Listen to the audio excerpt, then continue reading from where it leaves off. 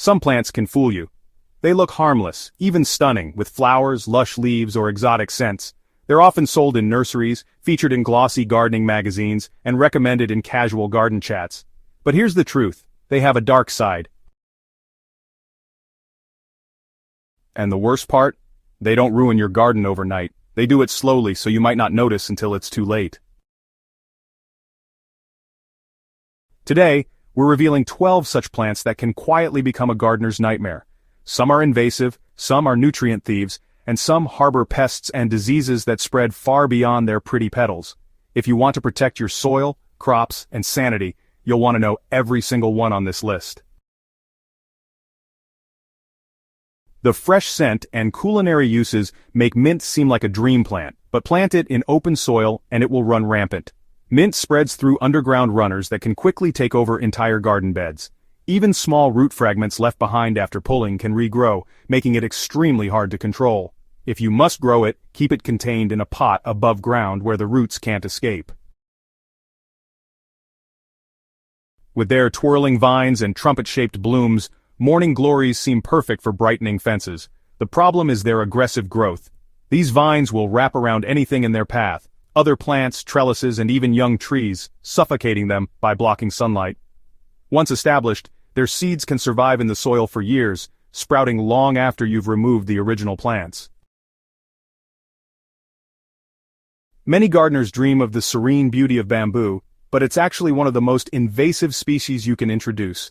Running bamboo varieties send underground rhizomes out in all directions, spreading meters away from the original plant.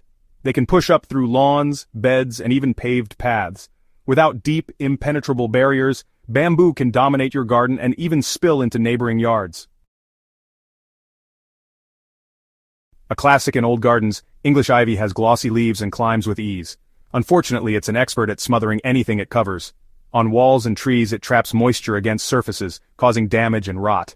On the ground, it forms dense mats that prevent other plants from growing. Removing it is backbreaking work as it clings tightly to surfaces and regrows from tiny stems left behind. Wisteria blooms are honestly just breathtaking, but its woody vines are incredibly strong and persistent. They can crush fences, warp trellises, and even overwhelm trees. Wisteria roots dig deep and spread wide, and the plant can send up new shoots far from where you originally planted it.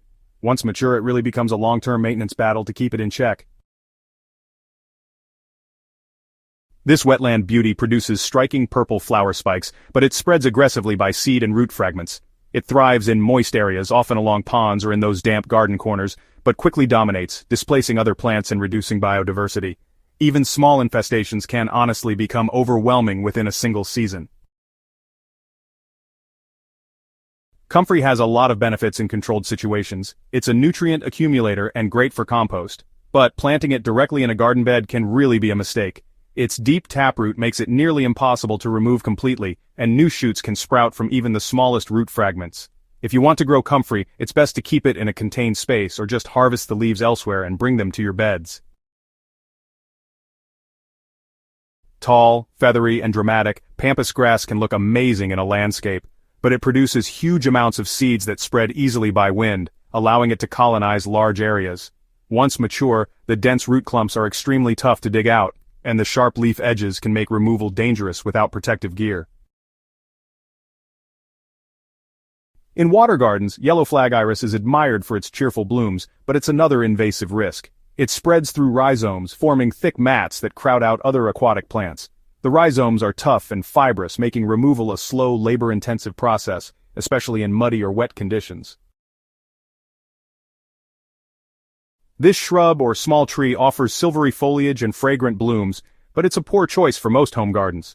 Russian olive quickly forms dense thickets, outcompeting native plants. It produces abundant seeds that birds spread over long distances, creating new growth in unwanted places.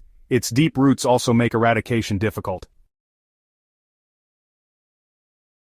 Horsetail is a prehistoric plant that has survived for millions of years, and it behaves like it knows how to win any turf war. It thrives in wet or compacted soils, spreads through spores and creeping rhizomes, and resists most herbicides. Digging it out usually fails because the root system can reach several feet deep, and even tiny fragments regenerate. Often mistaken for morning glory due to its similar flowers, bindweed is even worse. Its roots can grow up to 20 feet deep, and it twines tightly around crops, depriving them of light and space. Even after removal, seeds can remain viable in the soil for decades, ensuring its return if conditions are right. Avoiding these plants in the first place is the easiest form of defense. If you must grow one for ornamental or functional reasons, always use strong containment methods, large pots, raised beds with barriers, or isolated garden sections lined with thick root-blocking materials. For plants already established, removal is best done early before they develop mature root systems.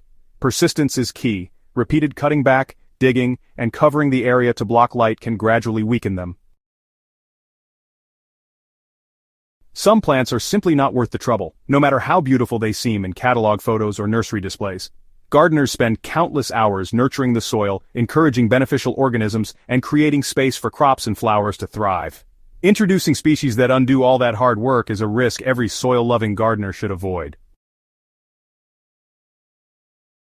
If you've learned something valuable today, don't keep it to yourself. Protecting gardens from invasive species is a community effort. Share this guide with fellow gardeners so they know what to watch for. And for more tips on soil health, plant care, and smart gardening choices, make sure to subscribe to Soil and Plant Doctor and turn on notifications so you never miss our next episode.